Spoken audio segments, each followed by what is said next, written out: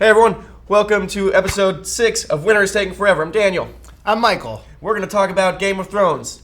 Today, let's talk about the biggest character coming back, Benjen Stark. Last time we saw him was episode 3 of the whole show. Yeah, and I feel like it was a kind of like a boy who cried Benjen situation. There was like plenty of times where they tried to tell you Benjen was going to come back this episode, maybe. Yeah. Because they showed like a deep cut flashback or a thing from season 1 where Benjen was hanging out and then Benjen just didn't come back.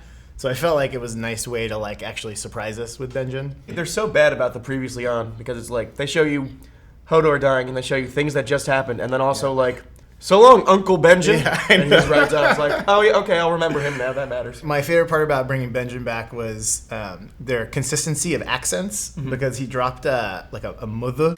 Right, and his mother. It made my heart flutter a little bit. Where I was like, oh, Ned's back a little bit. Let's talk about Sam and Gilly. We meet his aggressively mean, horrible father. Getting like 2 for 1 on mean things to say to Gilly. Like, I thought you were a whore and I was fine with it, but it turns out you're worse than whores. It's like, you just met this woman. Yeah, it's not a great job by Gilly either because there's like a significant amount of prep that Sam puts in and she just immediately right off the bat just says everything he doesn't want her to say and just ruins the entire situation for everyone. He's a greater warrior than either of you will ever be. Sam takes that Valyrian steel sword. He steals it from his father and like, on the one hand, good, this is a hero moment. Sam is going to do a thing and we know how important Valyrian steel is. On the other hand, the show isn't very kind to people who turn on their family. He kind of immediately went from like, I'm having like a weird facial tic, you know, every time my dad talks to me, to like... Won't he come for it? He can bloody well try. He also, in the middle of it, had a hard time holding the sword at like broad length, which is probably not great. This concludes my favorite segment of the show, Sam's Garbage. Do you want to unpack Bran's vision? This time we got the first glimpse of the Mad King screaming, "Burn them all." That makes me wonder where they're going with that, and if Bran is going to similarly warg into the Mad King. We know that Bran can warg into people in the past and make them repeat something over and over again. We know that King Aerys, he said burn them all over and over again until he died by Jaime, and we know that Bran has reason to say burn them all in his present. Like, I'm thinking that maybe Bran sees a bunch of White Walkers and is saying, burn them all, and that somehow warg infects the Mad King that makes him go crazy. Yeah. Let's talk about Arya. There's some way that I'm not pronouncing it right, and I apologize. She turned her back on the House of Black and White, finally. She got Needle back, so she never really was committed to not being Arya Stark anymore. She always had Needle hidden in that rock. For all the kind of problems I had with this entire storyline, the second she uncovered Needle, I was like, standing and in like a tank top in my house cheering by myself. I do think that it was a little bit out of character. On the way out, you know, she kind of dramatically knocks the glass down. Careful of that one. She's like straight up accused her of like attempted murder, and then she just pieces out of the scene, never to be seen again. Like, that woman is gonna get killed immediately. It's clear we got kind of an impending battle between Arya and the nameless other female at the House of Black and White. You've been training this whole time. Here's the staff, and Arya's like, nah, swords, bro. Yeah. Khaleesi, Daenerys, Stormborn, Targaryen.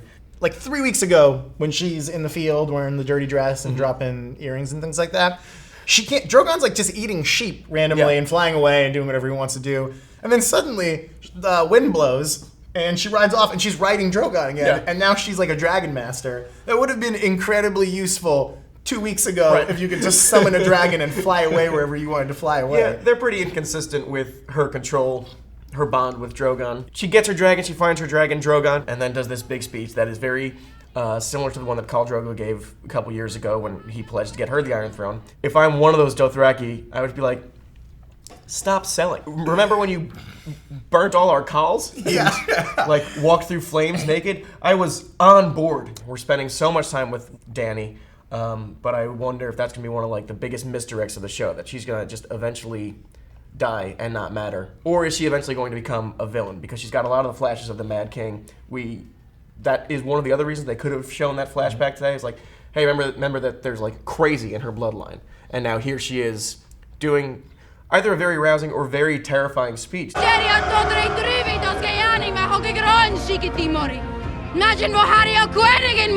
a scary person's speech. It could be that she's going to be convinced to face the White Walkers, or that she's going to realize, okay, maybe the throne isn't the important thing, it's the entire kingdom, it's saving human life. Right. And that might be enough of like a move away from the typical plot that you can consider it a red herring to some degree. I want to talk about Walder Frey. We haven't seen him since the episode after the Red Wedding. This is a very TV show thing to do, where Walder Frey, almost direct to camera, is like, you'll just have to remind him that you killed Robb Stark's wife and baby, and you killed Lady Catelyn Stark.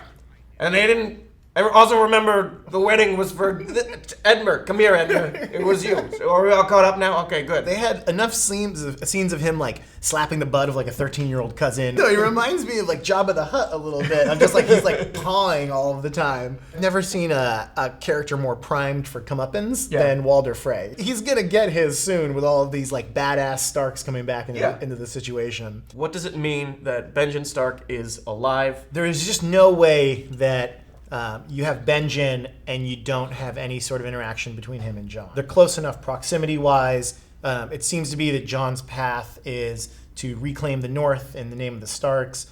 And it seems to me that the kind of second step of that process is convincing the rest of the world that there's this huge threat from the Walkers. I feel like I've been nostalgically waiting for Jon and Benjen to get back together. You know, Jon went to the Wall to serve with his uncle. And he's had a time at the Wall through and through, and Jon is still, you know, pretty pure, and I think he's if you look at anyone in like a typical hero's journey, Jon is probably dealing with it. My kind of 8-year-old Star Wars loving self wants Jon to be the one that kind of leads the charge, wearing the direwolf armor, and I think Benjen should be a part of that.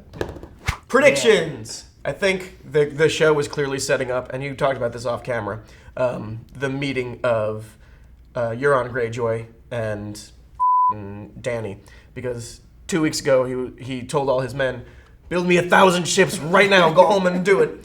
And then this week, how many ships will I need to bring my Khalisad to Westeros? 1,000, exactly 1,000. And who has that many? Nobody. Well, not yet, direct to camera. I think she murders Euron Greyjoy and just takes those ships, because he's going to come there, he's going to show up all pumped up on dick swagger and be swinging like, it here are my ships, Dany, let's get married. He's like, no, I mean the ships, sure, nice, good, but any one of my armies, please kill. Yara might get there first, Euron might get there, they both have a bunch of ships. You know, I'm hoping that there is a little bit of redemption for Theon, and you know, Yara is able to kind of talk woman to woman to Daenerys. I think that would be a cooler way to kind of get them moving to Westeros. I hope it turns out well. I think it's going to work out. I think it seems like it's going to work out for everybody, right? Hey everyone, thank you for watching. Make sure you click and subscribe and tell us names for other segments to do in the future of this show. I've been Daniel. This is Michael Srauer, our senior director of business. Director of business. Operation Got it. and development. Yeah. That's a real title.